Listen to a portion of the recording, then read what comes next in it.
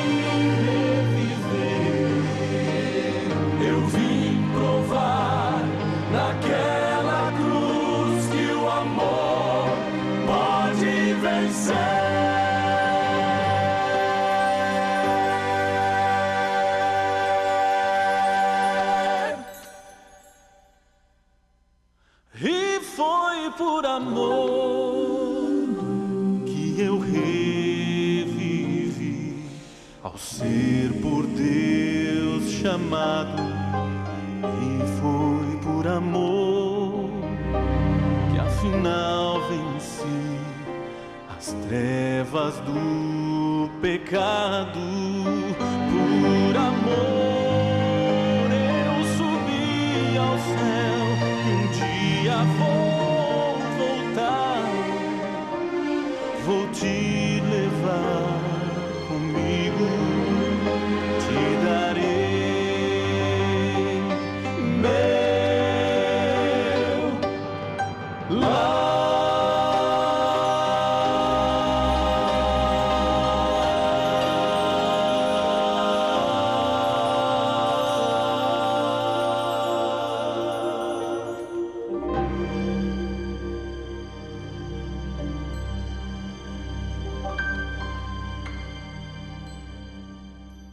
Eu aprendi uma vez de que o bom pastor não é aquele que sai da igreja e a igreja fica chorando por causa da falta dele.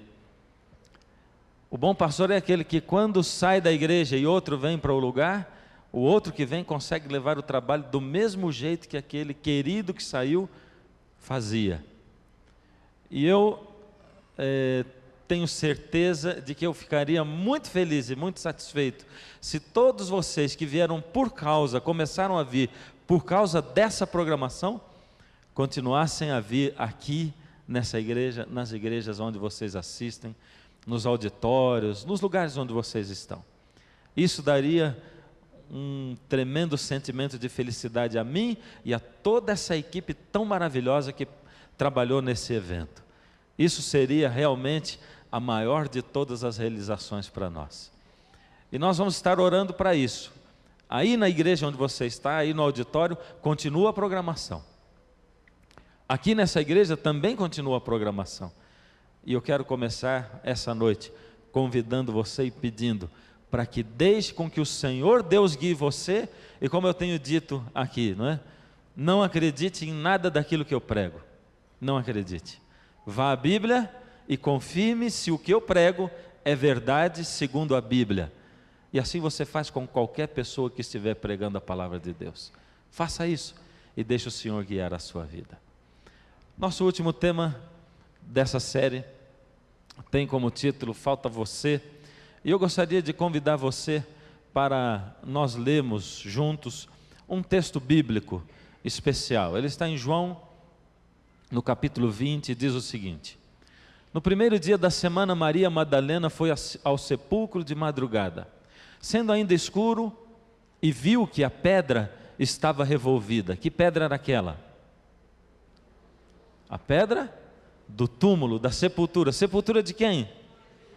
De Jesus. Maria foi e viu que a pedra do túmulo estava revolvida. Então correu e foi ter com Simão Pedro e com o outro discípulo a quem Jesus amava, esse era João, e disse para eles: tiraram do sepulcro o Senhor e não sabemos onde o puseram. Saiu, pois, Pedro e o outro discípulo e foram ao sepulcro. Ambos corriam juntos, mas o outro discípulo correu mais depressa do que Pedro e chegou primeiro ao sepulcro. E abaixando-se viu os lençóis de linho, todavia não entrou.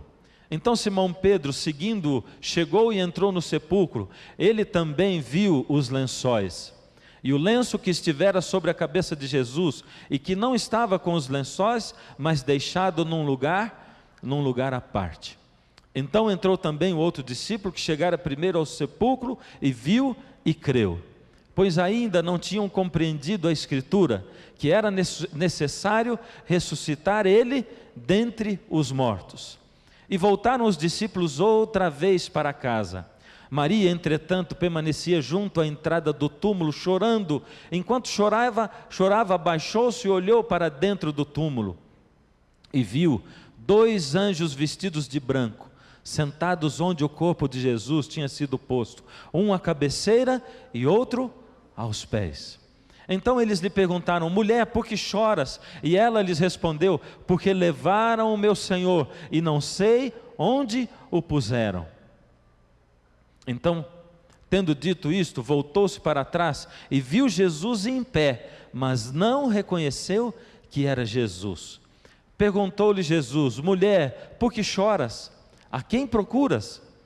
Ela, supondo ser ele o jardineiro, respondeu: Senhor, se tu o tiraste, dize-me onde o puseste, e eu o levarei. Disse-lhe Jesus: Maria. Ela, voltando-se, lhe disse em hebraico: Rabone, que quer dizer mestre. Recomendou-lhe Jesus: não me toques, porque eu ainda não subi para meu Pai, mas vai ter com os meus irmãos, e dize-lhes: subo para meu Pai e vosso Pai, para meu Deus e vosso Deus. Subo para meu Pai e vosso Pai, para meu Deus e vosso Deus. A gente não consegue ver essa cena, mas consegue imaginar, não é? Um sepulcro vazio. Maria chega ao túmulo e o túmulo está vazio, Jesus não está mais lá. Aquele fim de semana sem Jesus foi o fim de semana mais triste de toda a face da terra. Você imagina que antes de Jesus nascer, as pessoas que caminhavam aqui no mundo andavam em trevas, e a Bíblia diz em João que Jesus é a luz do mundo. Então, quando Jesus apareceu, a luz de Jesus ofuscava a vista das pessoas, e elas não conseguiam compreender direito o que Jesus falava, o que ele era, o que ele representava. Mas durante os 3 anos e meio de ministério de Jesus na terra, elas se acostumaram com a presença da luz do mundo aqui. Por isso, quando a luz do mundo se apagou, de novo o mundo que andava na luz estranhou a falta da luz e ter agora que andar em trevas. É quando você acorda de madrugada, você acende a luz, aquilo ofusca a sua vista. Assim foi quando Jesus nasceu. Ou quando você vai se deitar, e você antes de deitar olha bem o caminho para a cama, porque você sabe que ao apagar a luz, você não vai estar enxergando nada dentro do quarto. O primeiro fim de semana sem Jesus na terra. Quando eu era menino, nós nos mudamos para uma cidade no interior de São Paulo, aqui no Vale do Paraíba, chamada Jacareí. Eu tinha 9 anos de idade, e aquela época foi uma época assim, muito fantástica, gostosa na nossa vida, porque nós mudamos para uma rua diferente. Ela era uma rua de terra, não era asfaltada, era uma rua sem saída, por isso ela era o paraíso dos meninos, dos moleques, não é? Quando o caminhão parou na frente de casa para mudar, a casa era uma casa bem pequena, não tinha recuo da calçada, então a parede ficava bem na calçada. Meu irmão e eu corremos para a janela do quarto, abrimos a janela e ficamos olhando para a rua, porque tinha já uma série de meninos brincando ali na rua. A gente olhava pela janela, não conhecia ninguém ainda, com a cara de quem diz assim: por favor, convide a gente para brincar. E menino é assim mesmo, né? Enquanto a gente olhava aquela molecada brincando na rua, não demorou muito, talvez uns 10 minutos, um menino parou na frente da janela e disse assim: vamos brincar com a gente? O convite foi longo demais e suficiente para a gente sair correndo da janela, passar lá pela mãe e dizer: mãe, nós podemos brincar na rua? Pode, filho. E os tempos eram outros, né? Outros, fomos lá para a rua brincar, e eu mal pensei que ali começaria uma grande amizade, um período maravilhoso, fantástico da nossa vida. Aquele menino que nos chamou para brincar, ele se tornaria o meu melhor amigo de infância. Ele era filho de judeus, e por isso o nome dele era o nome de um profeta da Bíblia. Ele se chamava Amós. E eu fiquei conhecendo o Amós cada vez mais. Morava aí 3 casas para cima da nossa, e todos os dias a gente ia brincar. Com o Amós eu aprendi um monte de brincadeiras que eu não conhecia assim, não sabia. Por exemplo, eu aprendi com ele a rodar peão. Um menino, quando vê o outro rodando peão pela primeira vez, assim, isso deve ser fácil, imagina, é só enrolar a corda, o outro fez assim, aquilo rodou, não é? Vai tentar rodar peão a primeira vez na sua vida, e o peão vai sair rolando e não rodando, não é? Mas menino não tem problema, porque menino tem todo o tempo do mundo suficiente e disponível para poder ficar tentando milhares de vezes até rodar o peão, não é? Eu aprendi com ele, por exemplo, a fazer uma pipa e empinar, não é? Minha mãe empinava pipa com a gente quando a gente era criança, mas eu não sabia fazer, e com ele eu aprendi, e tipos diferentes, e a gente gostava daquela pipa assim que a gente dizia o seguinte: de bicava. Você sabe o que é isso, não? Ó, ela fazia assim, de ponta cabeça, não é?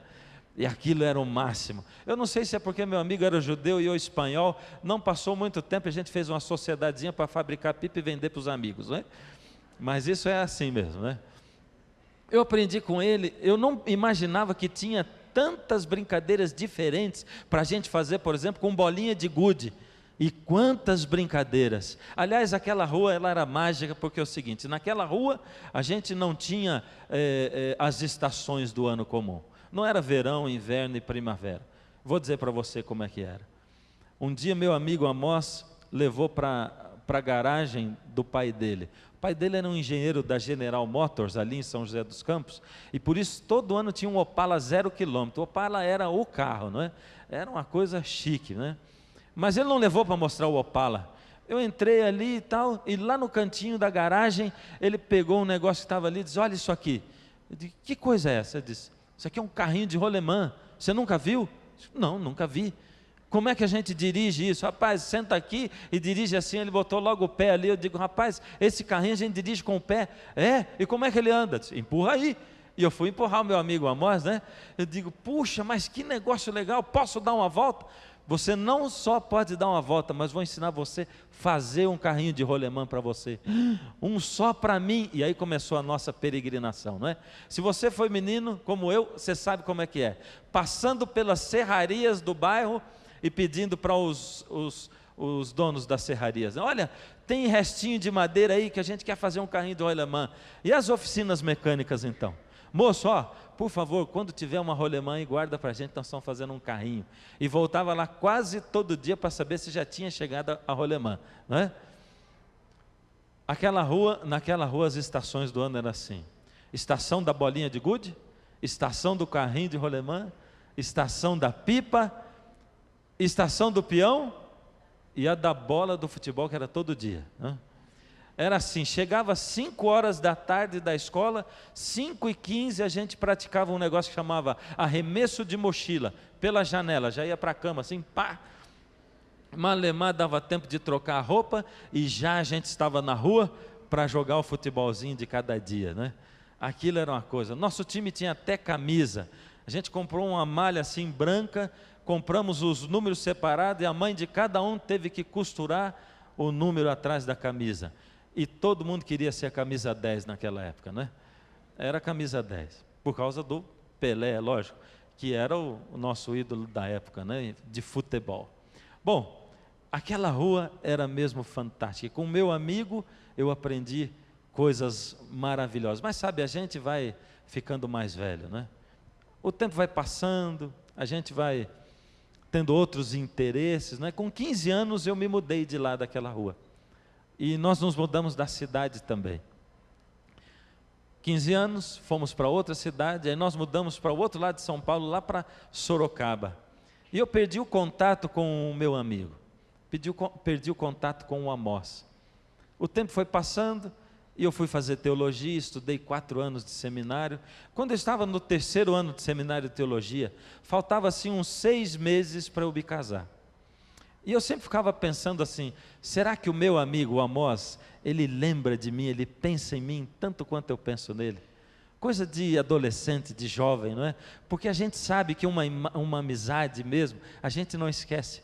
Mesmo que você fique anos sem falar com a pessoa, sem falar nem pelo telefone, quando você se encontra com ela, parece que encontrou ainda ontem, não é? Mas eu pensava, será que ele ainda pensa em mim tanto quanto eu penso nele? De repente, em casa, chegou um convite de casamento. No remetente, meu amigo Amós. Eu abri o convite, era o nome dele, ele ia se casar. Eu fiquei tão alegre, porque eu pensei assim, meu amigo não só lembra de mim, como ele me mandou o convite para o casamento dele, e como ele vai se casar mais ou menos na mesma época que eu. Faltava assim uns 6 meses, ele ia se casar uns 3 meses antes de eu me casar. E eu pensei, puxa, a nossa vida até correu junto assim, não é? Foi mais ou menos assim, do mesmo jeito. E ele vai se casar pertinho da época que eu vou me casar também. Mas foi um misto assim de alegria e de tristeza. Porque, como eu disse, eu era estudante, não é? Você imagina, um estudante que não trabalha, minha profissão era ser estudante. E eu estava me preparando para casar. Para dizer a verdade, eu era mesmo assim um pé rapado, não tinha um tostão furado. E todo o dinheiro que a gente não tinha, a gente ainda estava guardando para o casamento. Se é que isso é possível, né? Você sabe como é que são essas coisas, não é? A gente esperando para casar, esperando dar o dinheiro. Para você ter uma ideia da época, pobre não casa quando marca a data, casa quando o dinheiro dá, né? Nós namoramos 7 anos para casar, até chegar lá, não é? É isso, é verdade. 7 anos, bom. E eu lá naquela dificuldade e tal, e eu digo assim, agora, eu vou para o casamento do meu amigo, eu não tenho dinheiro para ir para lá. Não era tão longa a viagem, mas eu não posso ir sozinho, eu tenho a minha noiva. Eu vou assistir o casamento do meu amigo, eu quero levar minha noiva também, eu quero que ele conheça, e eu não tenho dinheiro para pagar minha passagem e a dela também, a gente está se preparando para casar, como é que eu faço? Mas uma coisa diz assim, você tem que ir ao casamento dele. Eu digo assim, eu sei que eu tenho, mas não tenho dinheiro. E você sabe, para quem não tem nenhum dinheiro, até a passagem de ônibus é muito. Não é verdade? É ou não é? Imagina, era uma passagem de uma cidade para outra. E aquela coisa, mas eu não posso, mas você tem. Eu digo, bom, não tem jeito, eu tenho que ir ao casamento. Eu vou dar um jeito. Pedi um dinheirinho emprestado para o meu pai. Aliás, eu estou pensando que eu não devolvi até hoje esse dinheiro. Né? Mas, assim mesmo, né? Pai também é para essas coisas, né? Bom, fomos minha noiva e eu. Você imagina você entrar numa cidade que você conheceu na infância, 8 anos depois. Você entra pensando que tudo vai estar do jeitinho que você deixou quando saiu, não é? E logo na chegada, enquanto o ônibus entrava assim, eu e minha noiva íamos olhando. Eu não sei nem se ela se encheu, porque eu dizia, nossa, olha aqui não tinha aquele edifício, ali não tinha aquela empresa, puxa, asfaltaram aquela rua, fizeram isso, fizeram aquilo, e a gente entrando pela cidade, tudo diferente. E quando chegamos na rua de casa então, minha primeira decepção, a rua estava asfaltada, que coisa sem graça. Não era mais sem saída, fizeram um córrego, canalizaram o córrego, não é? E aí passava o asfalto em cima da rua, não é? E não tinha meninos brincando no meio da rua mais, mas não tinha problema. Eu fui andando com a minha noiva e eu dizia para ela, aqui morava o Edivaldo, meu amigo, aqui morava o Enzo, aqui era o Paulinho, João Bosco. Quando chegou lá para cima, chegamos na frente da casa que nós tínhamos morado. Eu olhei para aquele portão assim, parecia que era tão grande essa casa. Quando a gente é moleque, as coisas parecem tão grandes, né? O pai da gente parece tão grande, não é verdade? E quando a gente cresce, às vezes descobre que ele é baixinho, não é? Essa casa parecia tão grande, estava lá aquela casa. 3 casas para cima estava lá a casa do meu amigo, do Amós. Era um sobradão alto assim. Eu estiquei a mão assim para tocar a campainha e me dava a impressão que quando eu tocasse a campainha, ele ia sair de short lá e ia dizer, Amós, vamos brincar. Toquei a campainha. Apareceu a mãe dele lá, vocês aqui, nos chamou, nós subimos, sentei na sala, uma ansiedade para poder encontrar o meu amigo, como ele estaria, não é? De 15 para 23 anos, não é? De repente, uns passos pelo corredor, meu amigo estava chegando, apareceu na sala, eu corri para dar um abraço nele, pensei comigo, como ele está diferente, ficou alto, magro, não é? Ele deve ter pensado, como ficou diferente, baixinho, gordinho. Quando a gente não encontra alguém há muito tempo, é assim, não é? É assim, tanto tempo que não encontra, né? Mas a gente se abraçou naquele dia, foi uma emoção tão grande. Fiquei muito emocionado, como eu fiquei ainda agora há pouco, vendo aquelas imagens aqui, não é? Meu amigo me abraçou, olhou nos meus olhos assim, a gente tinha os olhos meio marejados, e ele falou assim, eu sabia que você viria.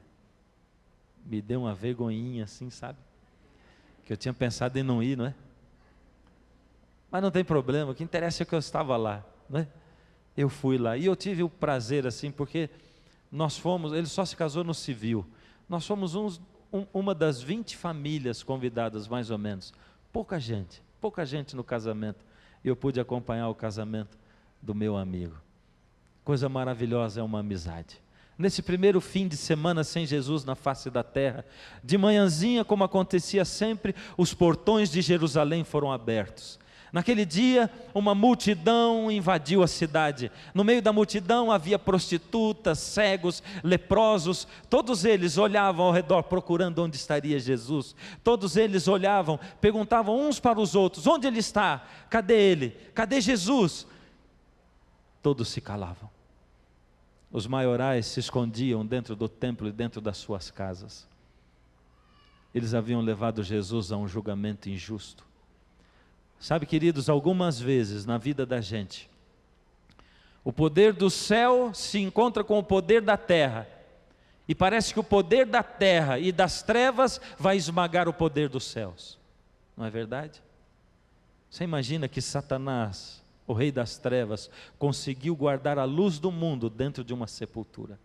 Foi o que ele fez. Mas foi só por pouco tempo. Porque aquele não era o último dia da face da terra. Aquela sexta-feira não era o último dia. Aquele sábado não era o último dia. Viria o primeiro dia da semana. E como nós lemos no texto, Jesus ressuscitou no primeiro dia, o anjo chegou, deu a ordem: filho, teu pai te chama, e Jesus saiu do meio dos mortos, ele retomou a vida pelo poder que havia nele. De repente Maria entra desesperada no túmulo, vê que o Senhor não estava mais lá. No lugar do corpo de Jesus, ela vê os panos que envolviam o corpo de Jesus, e vê um homem sentado à cabeceira e outro aos pés do lugar onde havia estado o corpo de Jesus. E ela começa a chorar desesperadamente. Ela está frustrada, ela está magoada. Não bastava a cena que ela tinha visto, não bastava a morte de Jesus, não bastava o sofrimento dele. Agora ela pensava, ainda, além de tudo, roubaram o corpo do Senhor Jesus. Algumas vezes na vida da gente, quando as coisas estão indo mal, quando elas estão ruins, e a gente olha e diz assim: meu Deus, aonde eu cheguei, não pode acontecer pior do que isso. E passa um tempinho e você descobre que ainda pode acontecer pior, não é? Não é assim às vezes que acontece com a gente? Você ainda descobre que pode acontecer coisa pior, e às vezes a gente tem saudade da desgraça anterior, porque ela ainda era um pouquinho melhor do que a atual. Maria olhou, pensou: roubaram o corpo de Jesus. Os anjos perguntavam para ela: por que você está chorando? Ela dizia: porque roubaram o corpo do meu Senhor, eu não sei onde o puseram. E Jesus, vendo o desespero de Maria atrás dela, Jesus fala com ela. Maria olha para Jesus e ela pensa que Jesus é o jardineiro. Não dá para entender como Maria olha para Jesus, fala com ele, ela que o havia acompanhado tantas vezes, ela vê os olhos de Jesus, ouve a voz dele, e ela pensa que ele é o jardineiro. É porque, queridos, nós muitas vezes só vemos e ouvimos aquilo que nós queremos. Quantas vezes Deus já abriu a palavra dele diante de você e disse: filho, essa é a verdade. Aí você ainda fica se perguntando: Senhor, será que é isso mesmo? Quantas vezes você pediu para Deus uma resposta, e Ele mandou uma resposta através da sua esposa, Ele mandou uma resposta através de uma criança, Ele mandou uma resposta através de um programa de televisão, Ele mandou uma resposta através de uma música que você escutou, um hino. Você ainda fica perguntando: Senhor, será que essa é a sua resposta mesmo? Talvez não, eu estou em dúvida. Nós só vemos e ouvimos aquilo que nós queremos. Quantas vezes o Senhor arrastou você para dentro de uma igreja, chamou você, e você ainda olha para ele e diz: Senhor, não deve ser comigo, será que é comigo mesmo isso que está acontecendo? Será que o Senhor está me chamando mesmo? Não tenha dúvida, filho, quando Jesus olha nos seus olhos, quando Ele lê a sua alma, quando Ele fala as suas necessidades, quando Jesus entra dentro das suas necessidades, quando Ele fala a você como se você fosse a única pessoa na face da terra, no meio de uma multidão de pessoas, quando Ele olha para você através das lentes de uma câmera e através de um aparelho de TV ou de um telão, e Ele fala ao seu coração, à sua alma, como se alguém tivesse contado toda a sua vida para aquele que está pregando lá na frente. Não tenha dúvidas de que é Jesus que fala com você. Maria não reconheceu que era Jesus. Senhor, o Senhor sabe onde o puseram, me diga e eu vou buscá-lo. Maria só reconheceu que era Jesus quando Jesus disse uma palavra mágica. Você lembra que palavra é essa? Qual era a palavra? O nome dela. Quando Cristo diz o seu nome, tudo muda, tudo em volta se ilumina. É assim que acontece.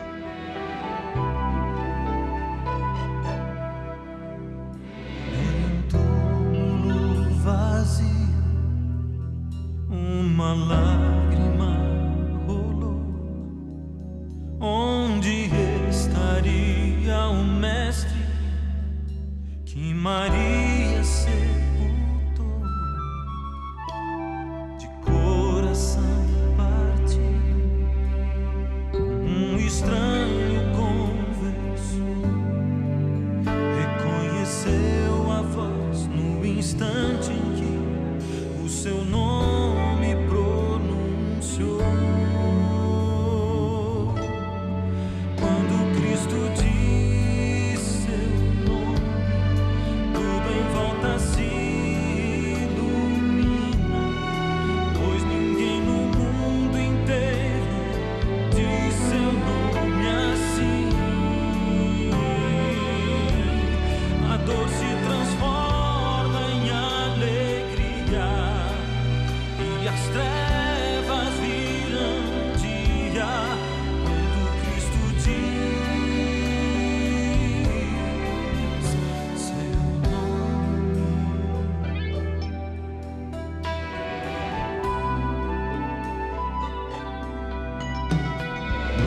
estrada silenciosa, o caminho de Emaús,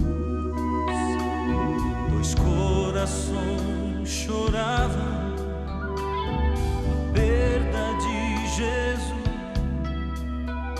Um estranho se aproxima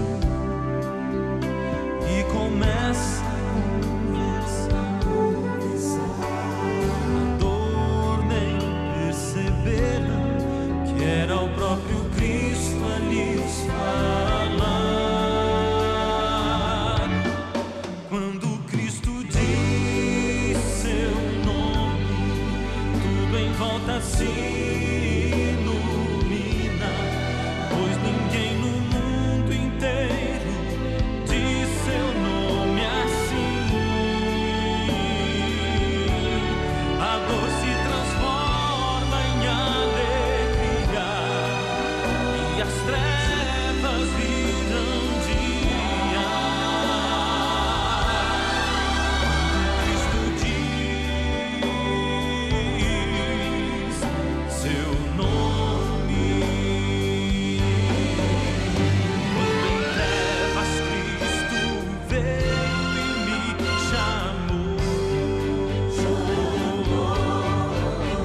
o poder de sua voz me libertou. Livre eu agora sou. Quando Cristo diz meu nome, tudo em volta se ilumina, pois ninguém no mundo inteiro diz meu nome assim.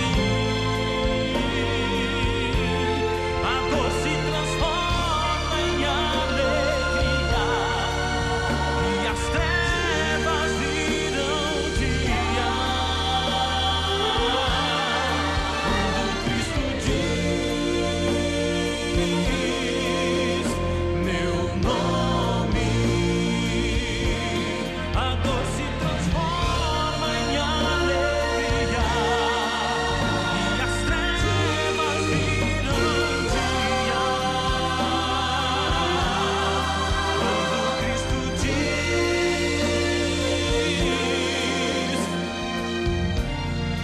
Quando Cristo diz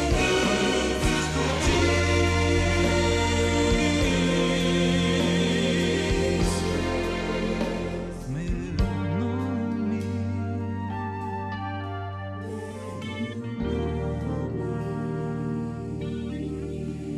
Maria não podia nem imaginar que aquele era Jesus.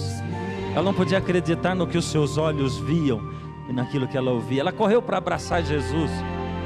Que Jesus disse a Maria: não me toque, não me detenhas, porque eu ainda não subi para o meu Pai. Algumas pessoas acham que Jesus se encontrou com o ladrão da cruz lá no paraíso, na sexta-feira quando ele morreu. Mas Jesus disse para Maria: não me toques, porque eu ainda não subi para o Pai. Maria sai correndo feita uma desesperada para dizer para os seus irmãos, para os seus amigos, que ela tinha visto, tinha ouvido, tinha falado com Jesus. Mas Jesus continua lá no túmulo. O anjo Gabriel está com ele. Jesus agora vai se apresentar diante do Pai. O anjo Gabriel olha para Jesus, os dois se entreolham, e eles começam uma viagem espacial maravilhosa, fantástica, pelo meio do universo. Enquanto Jesus e o anjo Gabriel voam pelo meio do universo, eles ouvem vozes que vêm dos mundos, muitos dos quais criados por Jesus. Jesus olha para Gabriel e diz: Gabriel, que vozes são essas? Senhor, são os mundos que tu criastes. Eles cantam glórias ao teu nome, porque tu venceste a morte. Agora existe saída para o planeta Terra. Agora os homens que creem em ti, as mulheres, as crianças podem ser remidos. O Senhor poderá buscá-los de novo. Jesus chega nos portais do céu. Os portões estão fechados. 33 anos e meio faz que Jesus saiu da casa do Pai para vir para esse mundo. Por amor a você e por amor a mim.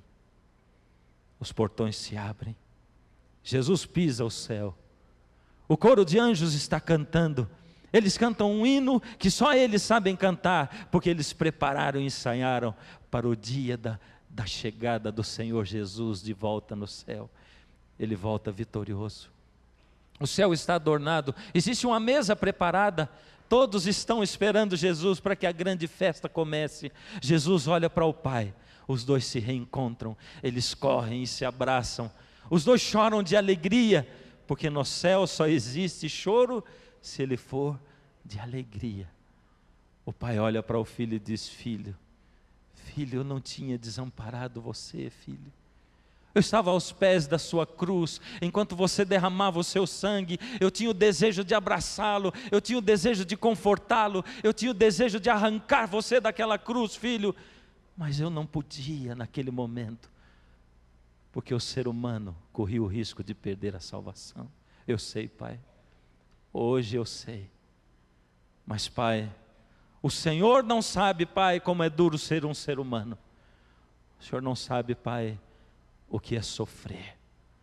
O Senhor não sabe, Pai, o que é carregar os pecados da humanidade toda nas suas costas. O Senhor não sabe o que é se sentir desamparado por Deus.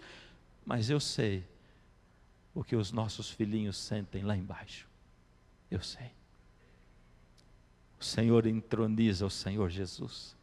Ele é coroado, não com uma coroa de espinhos, com a sua coroa de ouro. Ele é colocado à destra do Pai.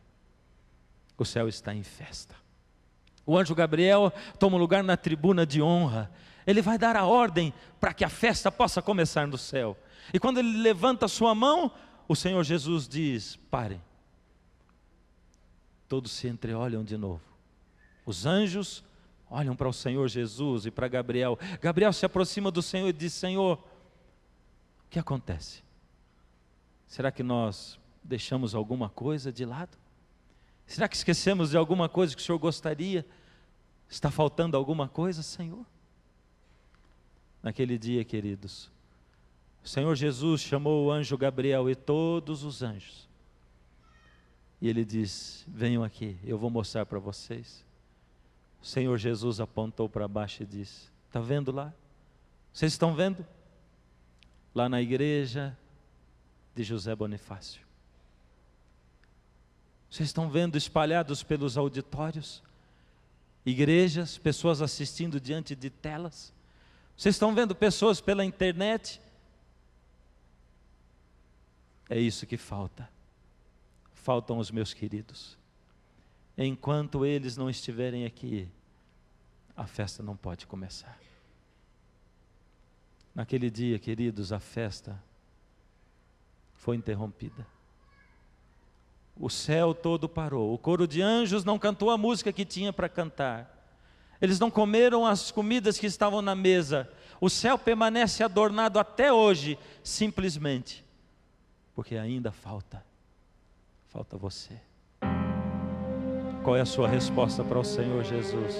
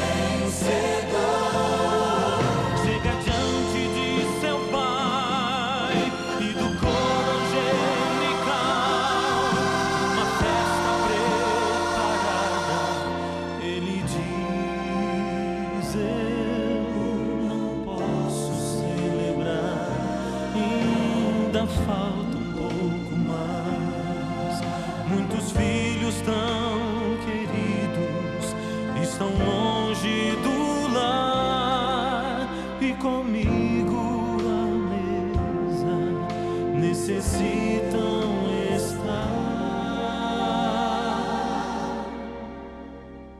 Ainda falta você se entregar.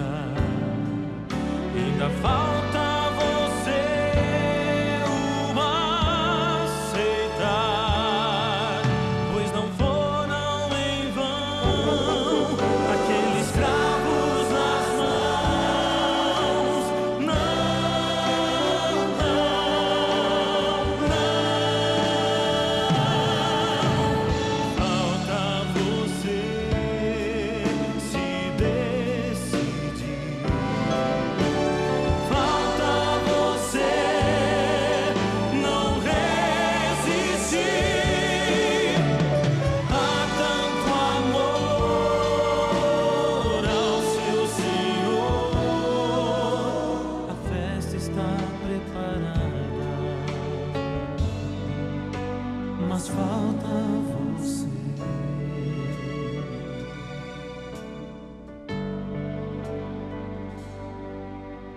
A festa está preparada,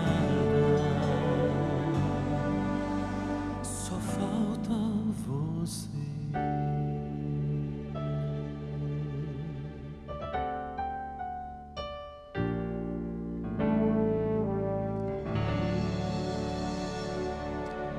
Daqui a pouco, queridos, as pessoas vão começar a correr de um lado para o outro, desesperadas. Elas vão apontar para o céu. Uma nuvem estranha. Que nuvem é essa? Um olha para o outro, e aos poucos eles vão vendo que aquilo não é nuvem coisa nenhuma, porque ela cresce de tamanho, ela cresce em esplendor. É o Senhor Jesus voltando nas nuvens, com todos os seus milhares e milhares e miríades de anjos. O céu está em silêncio, porque ninguém ficou lá. Todos vieram para a terra, para o desfecho final da história desse mundo. O Senhor vem agora, assentado no seu trono, carregando na sua mão o seu cetro, coroado, entronizado. Os seus anjos estão com ele, eles cantam uma música maravilhosa, e diz a palavra de Deus: ressoada a trombeta de Deus e ouvida a voz do arcanjo, e os que morreram em Cristo ressuscitarão primeiro. Eu não sei que palavras Jesus vai dizer, eu fico imaginando às vezes, mas Ele vai dizer. E quando a voz de Jesus soar, aqueles que ouvirem a voz de Jesus sairão das sepulturas. A voz de Jesus vai entrar nas fendas das rochas, nas entranhas da terra, e você pode imaginar a cena. São milhares deles descendo as colinas, acompanhados com os seus anjos, andando pelos vales, pelos prados. São pais e mães juntos, são filhos e filhas, pais encontrando seus filhos, filhos encontrando os seus pais que há tempo já faleceram. Uma multidão de salvos, todos eles.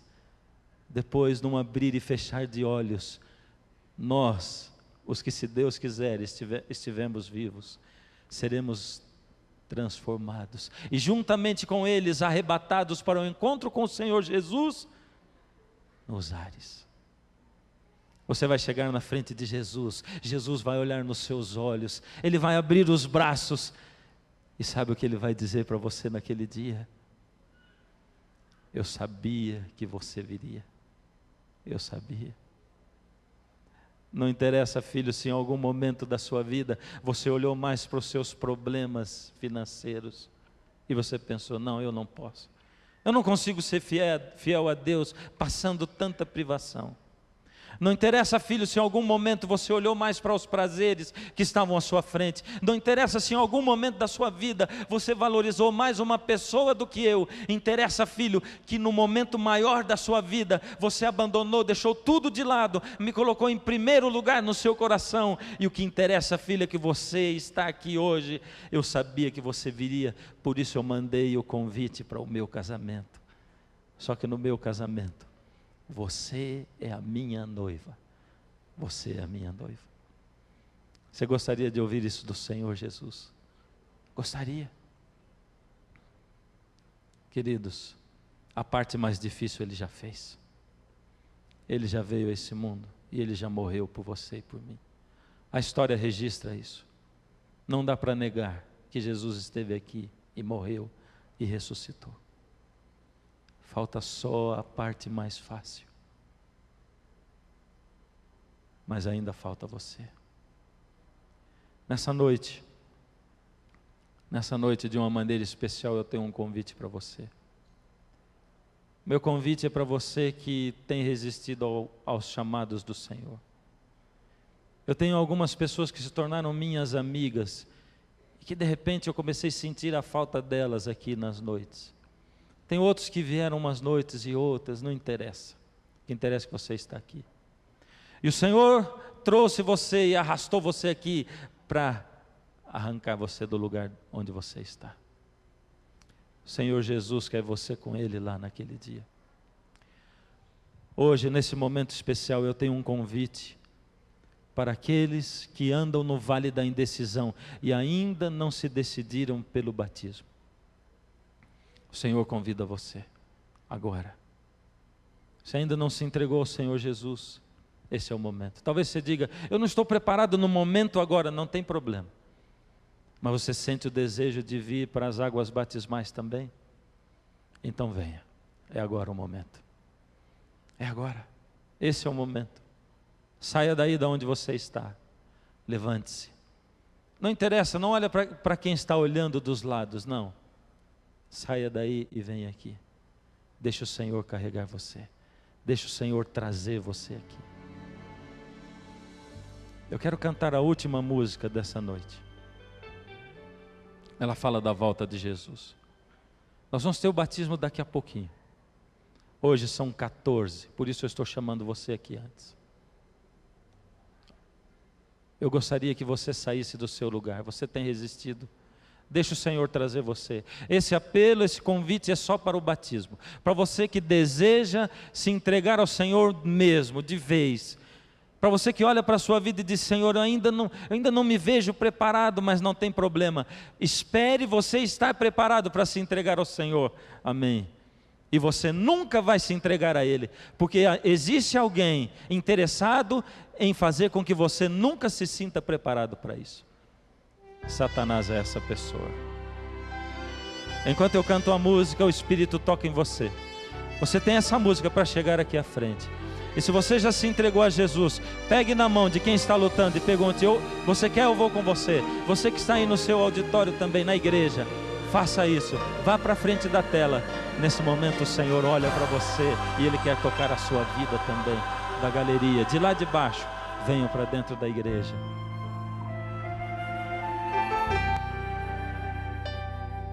Ó Pai, eu queria tanto o meu Senhor descer, vindo me encontrar. Eu posso até imaginar a refulgente glória do Senhor Jesus, transpondo as brancas nuvens no mais puro azul. Onde nem sul, nem norte existirá. E em meio a lágrimas, sorrisos de alegria e de prazer. Eu que era cego, agora posso ver, contemplar, enfim. Por isso eu canto glória, glória, glória ao autor da minha fé. Glória, glória ao autor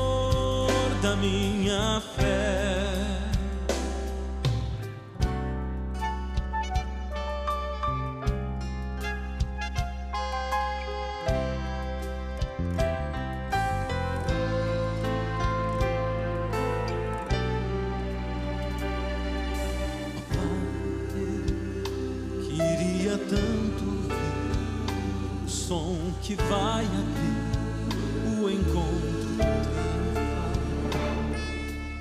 Rever amigos que um dia em Cristo foram feitos meus irmãos, e agora sim podemos dar as mãos,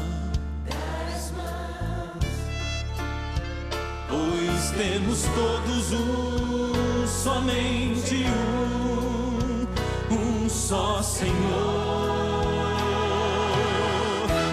E eis o consolo que envolve a minha vida, o meu Senhor Jesus, que foi morto, sim, naquela cruz, voltará, enfim. Por isso eu canto glória, glória, glória ao autor da minha fé. Glória, glória ao autor da minha fé.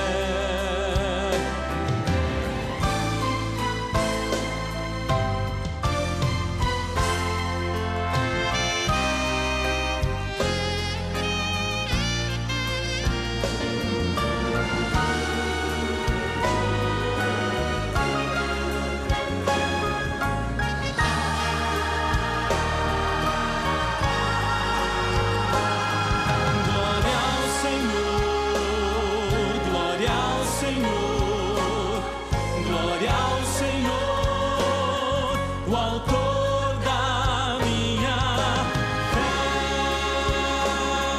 Glória ao Senhor, glória ao Senhor, o autor da minha fé.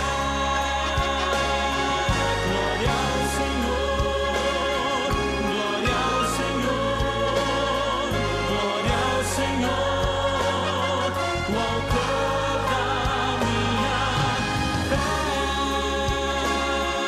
Glória ao Senhor, glória ao Senhor, o autor da minha fé.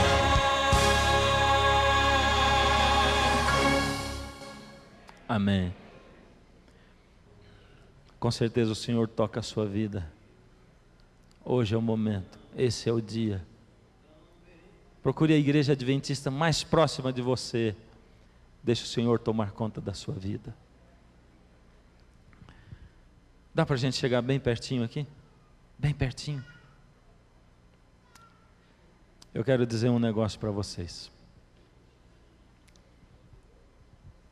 Quando a gente chega perto de Jesus e quando a gente aceita o convite dele, são muitas coisas que conspiram contra a gente, muitas. E essas coisas a gente vive no dia a dia. Mas existem muito mais coisas que conspiram a favor da gente. A alegria, e eu vou dizer para você, a paz que você vai sentir hoje, quando sair daqui desse lugar, ela é diferente de tudo que você já sentiu na sua vida. Quer ter essa paz de novo? Não esquece de voltar aqui. Vem buscar aqui. Aqui é a casa de Deus. E é impossível irmos à casa de Deus sem nos encontrarmos com o dono dela. Essa paz a gente só alcança aqui. Incline a sua fronte, vamos orar ao Senhor. Querido Deus, seus filhinhos estão aqui, Senhor. Vê, Senhor, valeu a pena aquele dia derramar o seu sangue na cruz. Vê, Senhor, o Senhor os enxergava desde aquele dia, desde antes de criar esse mundo, embora nós nem os conhecêssemos.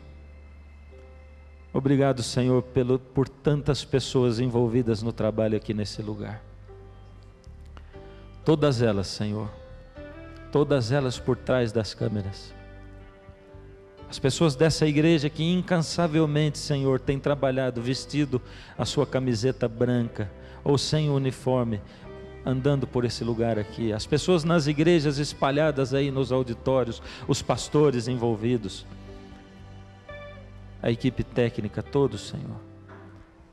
Também nós nos sentimos felizes de ver que pessoas por quem nós oramos muito tempo antes desse evento acontecer, agora, Senhor, o Senhor as arrancou das suas casas, o Senhor as arrancou dos lugares onde estavam, o Senhor arrancou muitos deles dos problemas que tinham, e agora, Senhor, o Senhor os traz para a sua maravilhosa luz. Que amanhã possam se lembrar do compromisso que fizeram com o Senhor, com alegria e não com pesar, e que possam, Senhor, continuar estudando a sua palavra e sentir o gozo de quem se entregou ao Senhor. Toma essas vidas e a nossa também, Senhor. Precisamos do seu poder em nossa vida. Nos dizemos pastores, mas só Jesus é o pastor dos pastores. Guia-nos em nome de Jesus. Amém, Senhor. Amém.